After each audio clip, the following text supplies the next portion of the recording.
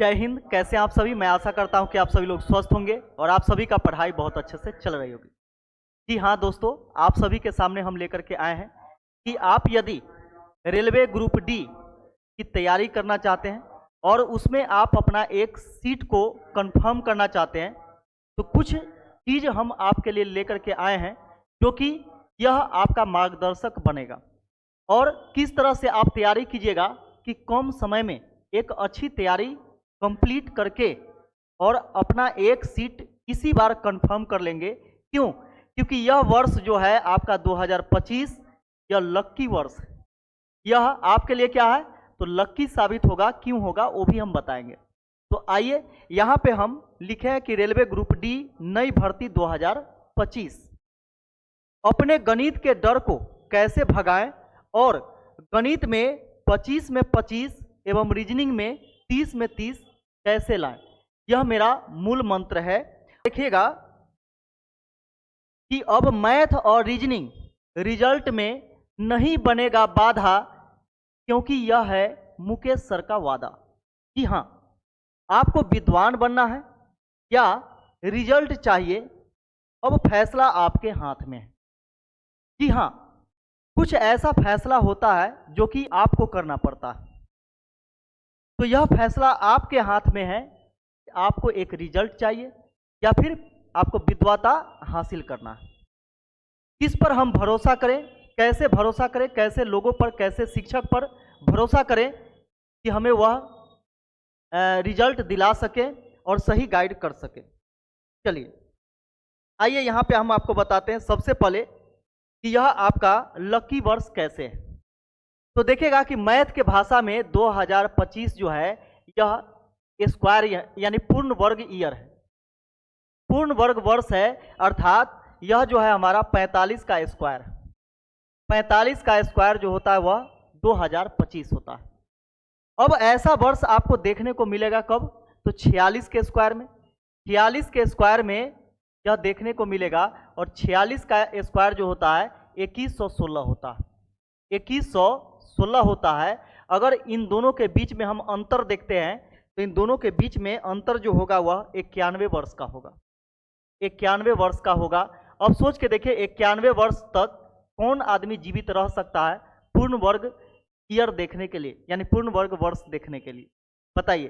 तो सोच के देखिए यह आपके लिए लकी वर्ष है और इस वर्ष में आप इतना अच्छे से तैयारी कीजिए। इस वर्ष से हम कामना करते हैं कि आपका 2025 इतना लकी साबित हो कि आपका इसी बार रिजल्ट हो जाए और अपना एक सीट कंफर्म कर लें। तो आइए क्या चीज़ करना चाहिए, क्या नहीं करना चाहिए, इस पर आपको हम एक चीज़ बताते हैं। देखिए, स्वामी विवेकानंद नाम सुने होंगे। स्वामी विवेकानंद जी का जो गुरु थे वह कौन थे? रामकृष्ण परमहंस, जो कि स्वामी विवेकानंद जी से बहुत कम पढ़े लिखे थे, फिर भी उनका शिष्य जो था वह विश्व विजय यानी प्राप्त किए और विश्व प्रसिद्ध प्रचलित हुए।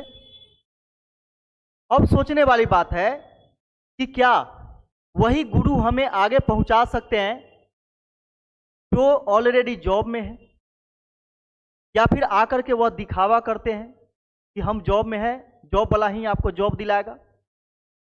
तो यह तय करना आपको है कि आप किसके पक्ष में हैं, किसके विपक्ष में हैं। हम पक्ष विपक्ष की बात नहीं करते हैं, पढ़ाई में पक्ष विपक्ष की बात नहीं होती है। पढ़ाई में ज्ञान जहां से भी मिले वहां से आप ले लीजिए, बशर्ते सही ज्ञान होना चाहिए, भटकाव नहीं होना चाहिए। इसलिए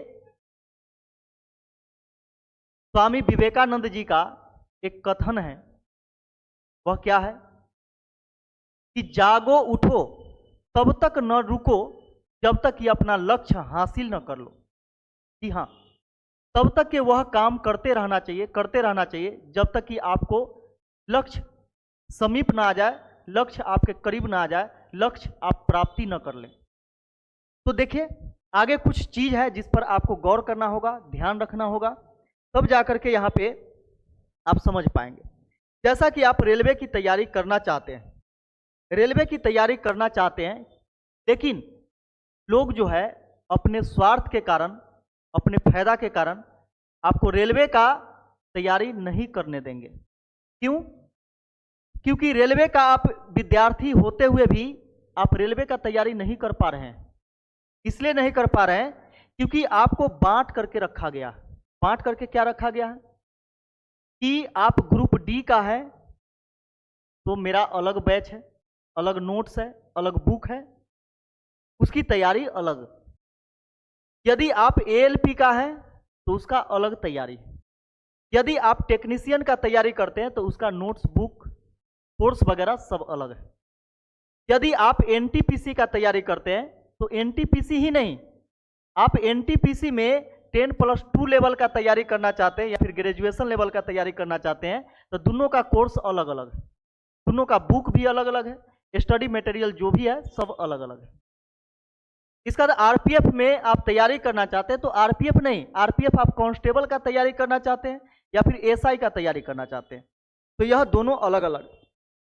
इसके बाद देखिएगा कि यदि आप जेई का तैयारी करना चाहते हैं तो जेई का अलग बैच। तो सोचने वाली बात है कि इसमें से कोई स्टूडेंट जरूर है कि दो तीन चार तैयारी जरूर करेगा। एनटीपीसी करे या फिर टेक्नीशियन करे या फिर ग्रुप डी करे या आरपीएफ करे। यानी कहने का मतलब क्या है कि इनमें से लगभग 3 से 4 तैयारी आप जरूर करते हैं। और 3 से 4 तैयारी करने के लिए आपको 3 से 4 कोर्स खरीदना पड़ता है, उसके लिए आपको स्टडी मटेरियल अलग से लेना पड़ता है। अब सोचने वाली बात है कि 4 तैयारी का आप कोर्स लेंगे तो एक भी तैयारी आपका सही से नहीं हो पाएगा। अब आप रेलवे के ही स्पेशल स्टूडेंट नहीं रह चुके हैं, आपको बांट दिया गया। और जब तक कि आप बांटते रहिएगा तब तक बांट बांट के आपसे पैसा लोग कमाते रहेगा। ज़्यादा नहीं पढ़ना है, ज़्यादा कुछ भी नहीं पढ़ना है। मात्र आपको पढ़ना कितना है वो हम आपको बता देते हैं। मात्र आपको पढ़ना है 3000 मैथ का क्वेश्चन, 3000 मैथ का क्वेश्चन, ठीक है, और 2000 रीजनिंग का क्वेश्चन।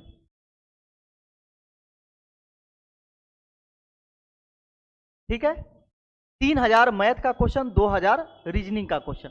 इससे ज्यादा कुछ भी आपको पढ़ने की जरूरत नहीं है। अगर आपको लग रहा होगा कि हमें ग्रंथ पढ़ना है, ग्रंथ पढ़ के ही हमारा रिजल्ट होगा, तो यह आपकी मूर्खता है, यह आपका भटकाव है, कोई सही मार्गदर्शन नहीं है। कैसे बोला जाता है कि शिक्षक और सड़क दोनों एक जैसे होते हैं। शिक्षक और सड़क दोनों एक जैसे होते हैं, खुद कहीं जाते नहीं लेकिन भटके हुए राहगीर को मंजिल तक पहुंचाने का काम करते हैं।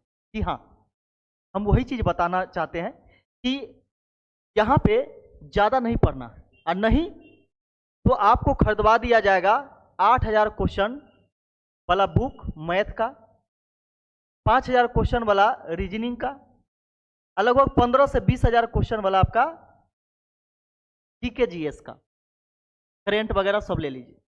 कुल कितना क्वेश्चन हो गया? तो 15,000 प्लस 5,000 यानी 20,000, 20 8 28,000, 28,000 क्वेश्चन अब आपके सामने आ गया है ना। अब 28,000 जो है वह क्वेश्चन क्या रट्टा मारने से आपका होगा? नहीं होगा, रट्टा मारने से कभी कुछ नहीं हुआ। ठीक है, यहां पे देखिएगा कि अगर 28,000 क्वेश्चन पढ़ने के बाद अगर 80% का कोई गारंटी ले ले कोई भी, तो हम उसका गुलामी खड़ देंगे, लेकिन ऐसा नहीं होता। यहां पे समझिएगा कि तैयारी करने से होता है। तैयारी कैसे करना, यह चीज हम आपको बताएंगे कि तैयारी कैसे करना है। कैसे आप मैथ में और रीजनिंग में दोनों मिलाकर के 55 में से आप 50 प्लस कर सकते हैं। और जैसे ही आप 50 प्लस कीजिएगा तो क्या साइंस जो है और उधर जीके सब मिला करके 20 नहीं कर पाइएगा? उधर 45 में से 20 नहीं होगा क्या? तो सोच के देखिए कि 50 और प्लस 20 जैसे ही हुआ, क्या रिजल्ट कोई रोकेगा? क्या कोई रिजल्ट रोकेगा? इतना पर कोई नहीं रोकेगा। किसी का दिन नहीं है कि आपका रिजल्ट रोक सकता है, बशर्ते इतना होगा तो कैसे होगा। यही हम गाइड आपको करने वाले हैं।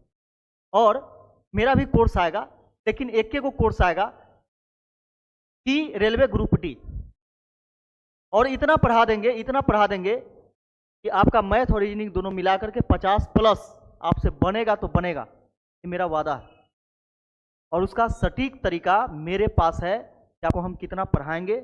अभी तो बोल ही दिया कि 3000 क्वेश्चन मैथ का पढ़ाएंगे और 2000 क्वेश्चन रीजनिंग का।